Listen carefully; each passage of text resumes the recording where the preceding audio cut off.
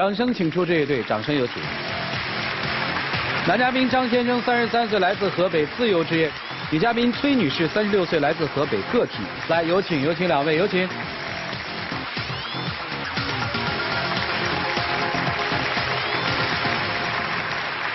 欢迎两位哈。张先生是自由职业哈，对，这自由职业我们怎么理解呢？这个是以前是自由职业，现在在私营企业工作。哦，现在私企工作，对啊，好，这认识多久了？有半年多了吧？哦，才半年多哈。对。小片里说你们曾经都有过婚姻是吧？对。这个是你想要娶的人，你现在还觉得不能嫁给他是吧？我觉得时间太短了。啊，那今天为什么来呢？主要我觉得吧，我不知道现在是真感情还是利益。哇。所以呢，他还一直要求我要结婚。啊。怎么你会有这种感觉呢？我现在创业有2年多了。完了后呢，在今年初的时候，因为盘下一个新的店面需要装修，需要租金，这时候我非常紧张，还着车贷，还着房贷。我们俩聊起过这事儿，他借给我一笔钱。借给我钱之后呢，就麻烦就来了。过了没几天，他说他辞职了，然后来我店里，插手我的事儿，然后呢替我做主，让我的员工都认为他是老板了。那你现在说的这个在私企，就是在这个店里是吗？不是，是我以前工作单位，我现在还在原单位工作。他跟我说他辞职了。当时只是想接触一下他的工作，就是请了一段时间假。哦，请假到他店里帮他管理是吗？并不是管理吧，就是说接触一下他那个工作环境，然后以后慢慢的融合进去。不是，那你要干嘛呢？就是说，我想我们结婚以后吧，我也把工作辞掉，我们共同经营这个店。你当时借给他钱的时候是说我入股，还是说我借钱给你？当时我也跟他说过，就是说把这钱投进去，就算我入股的。我来确定一下这事儿。他借给我钱的时候，他说有这个意向，他说我算是给你入股。我说我不行，不同意，因为我们2个之间时间太短了。我借你钱，我给你利息可以。他说我不要，他说我信得过你，我不要利息。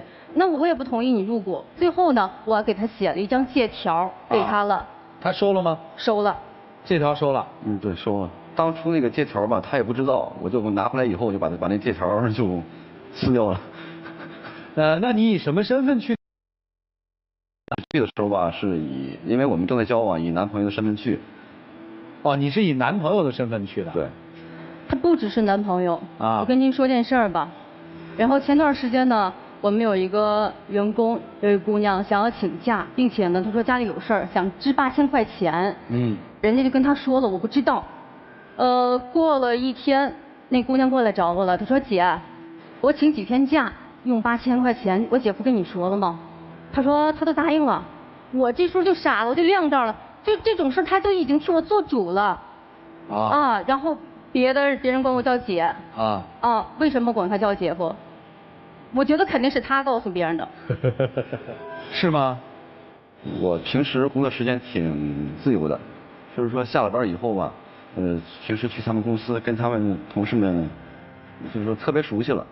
熟悉以后呢，有那些员工啊，经常开玩笑说姐夫来了，姐夫来了，我也没反驳，因为我特别想跟他结婚，我也就没说什么。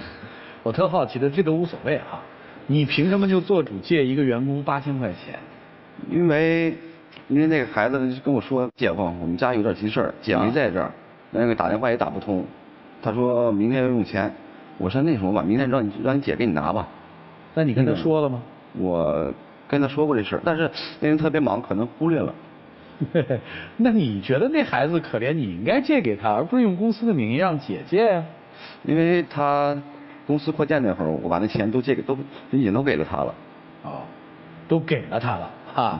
所以我相信你肯定心里是受不了的，对吧？对。然后对任何人来说，有边界的人来说都不能接受。对。别人有这个想法吧，主要还源于他。前段时间呢。他说他们单位有事儿，然后每天跑来跑去，特别不方便。他说你看你最近也不忙，把你车借给我用用哈。你要有事儿的话，早晚上下班或者怎么样，我去接你或者送你。我想也行哈，最近我也没什么事儿，借就借吧，就借给他了。然后我们店里边那个人就看见了哈，说你怎么开我姐的车呢？你知道他给别人什么话呀？啊，都是一家人，谁开不是开呀？你是觉得她已经是你老婆了是吧？不是说这么觉得吧，就是说两个人谈恋爱，这个没有太大的问题。哦，你跟他说过，或者说你跟他求过婚，说我要娶你吗？求过。他答应了？当时是答应。哦。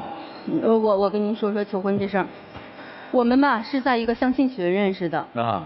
认识的时候吧，肯定有很多朋友。年前有一个小聚会，说大家一起聚聚，快过年了。然后说行，这样我们都去。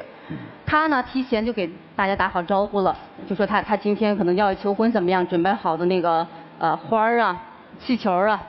等我去了之后，旁边很多人围着呢啊，这时候就不用说了吧，求婚现场啊，拿束花咔一来，特别尴尬，你知道吧？那我们才认识时间更短，特别想扭头就走。但是很多朋友都在那儿呢，我觉得我把它晾那儿好像也不太合适啊。就这样。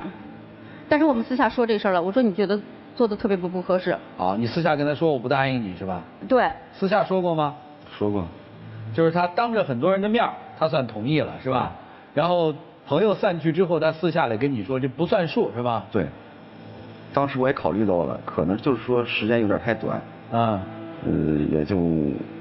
答应他慢慢再接触一段时间。哦，你们在这个过程里面相处的好吗？就抛开求婚这事儿，抛开他最后介入到你店里这个事儿来说，你们相处的好吗？我觉得不是特别好，因为中间吧还有一次处不到一起，大家分手了。啊？为什么分手？有一次吧，我们赶上周末做活动，他呢就周末休息，结果呢那天完了之后，客户说咱们留下吃饭吧，回头聊聊下月的活动内容啊，怎么样？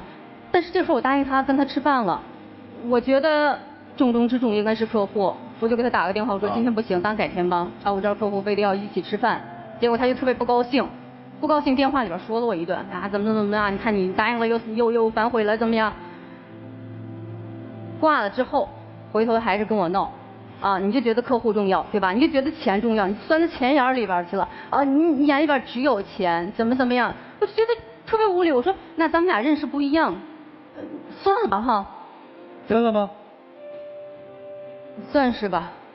分了多久啊？没多长时间，也就2个礼拜吧。啊，后来怎么又好了呢？我跟人道歉呗。哦，好吧。今天是谁要来？是我要来。我想让老师帮我断定一下，因为关于钱的问题，我说我还他，哪怕说我现在紧张，我把房子卖掉，然后把钱还给他，他不要。我当时就跟你说了，我借给你这笔钱，我就没打算让你还。不，你还是收了吧，对吧？为什么不让人还呢？结婚以后嘛，他的就是我的，我的就是他的。对，他要不嫁给你，这钱要还吗？这个怎么说呀？这个既然钱已经给出去了，因为我喜欢过他，那些钱根本就没打算要回来。就你不娶她，那钱你也不要是吗？对。哦，那还是收了吧，人背这莫名其妙，等于现在你这段感情被这个债务给绑架了是吧？对。我认为是他可能说拿这些钱，现在感情也好，人也好，包括我的店面也好。我理解了啊。就这意思吧。方便问一下，你当初是什么原因离婚的吗？离婚就是因为我前妻比我小很多，生活方式不一样。你大概离婚多久之后碰到的这位女士？离婚3年多一点。当时遇见她那会儿，第一感觉就想跟她结婚。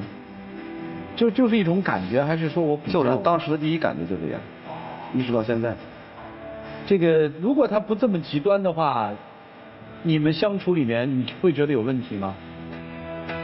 说实话，我们认识这个半年多吧，然后他对我帮助关于钱的事儿，我比较感激他。平时的交往呢也还好，比较能照顾人，但是有的时候想法会有不一样。但是我又想，每个人跟每个人之间肯定存在差异。所以说。先通过了解吧。在此之前呢，我谈过一个男朋友，我们相处了大概不到2年，最后呢也是他另娶别人。但是我们才相处半年，我觉得时间太过于短了，而且现在把钱也加进来了。好吧，我要问的就这么多，老师们看看怎么办吧。一起进入丘比特问卷。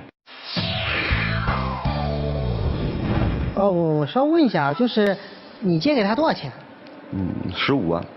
15万的有10万是他借给我的，然后呢有5万吧是他找他朋友借给我的，但那5万我是付利息的就这种。就他个人是10万对吧？对。说实话，我一直在琢磨一个事儿，就是你为什么会那么着急？你能告诉我一下吗？因为现在吧，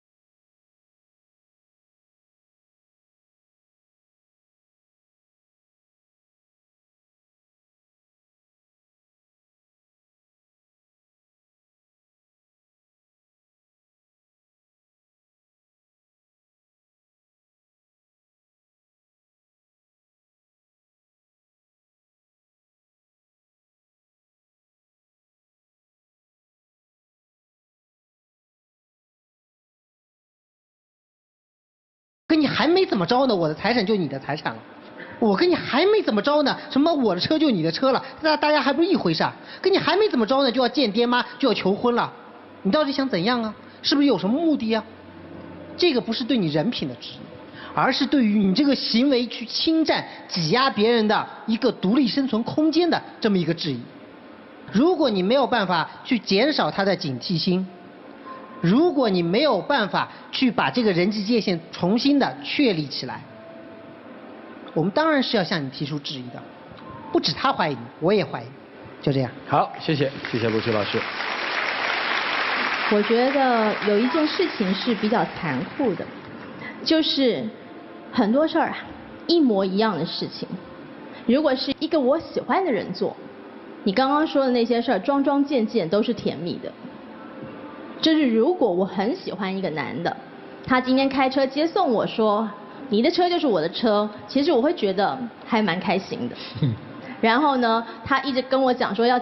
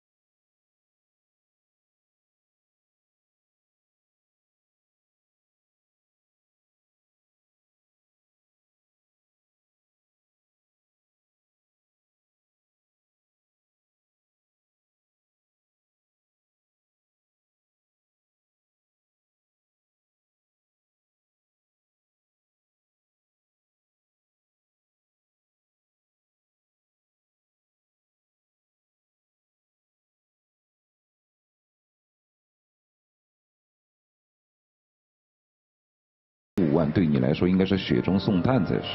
是。但现在变成了趁火打劫，是吧？他是想以不清不楚的方式以退为进，达到自己的目的。你是想以清清楚楚的方式敬而远之，但又做不到完整的洁身自好。你明明知道他在步步紧逼，你不照样接受了那15万？你可以不接受的，哪届接不到？的确，这个男人在生活当中以种种不清不楚的方式来达到一种既定的事实，你也清楚。当你在众人的面前接受他求婚的时候，你的解释是不想让他难堪。还有别的原因吗？当然有，也不想自己难堪。同时，在这样的一个盛大的场面，有个男人如此隆重地向你求爱，除了尴尬之外，多少还是有点小虚荣的，有点小高兴的。除此之外，当他一步一步地侵占到你的生活当中的时候，你感觉到有压力的时候，你为什么不能够清清楚楚地跟他以普通朋友相称，拒绝他那15万？为什么？因为你觉得这15万挺好用，至少不需要那么急着还。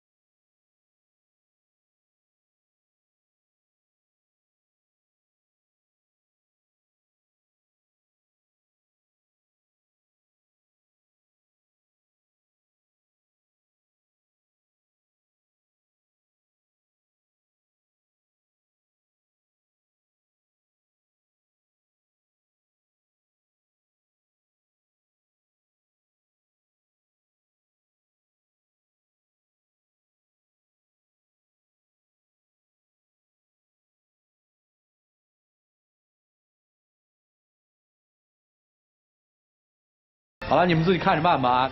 一起进入那几天和古方红糖真情60秒。其实认识你这半年呢，我心里特别高兴。这几年来，你也是我最喜欢的一个女人。当初那些钱我确实没打算让你还，因为第一面见你，我就是特别想跟你在一起，也想特别照顾你。去你的公司呢，也就是想慢慢的融入你这个工作当中，让你轻松一点。没想到给你造成这么大的困扰。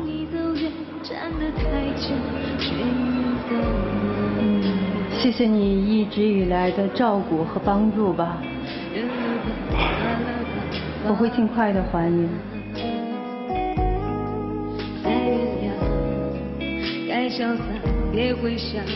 好，谢谢2位哈，请回。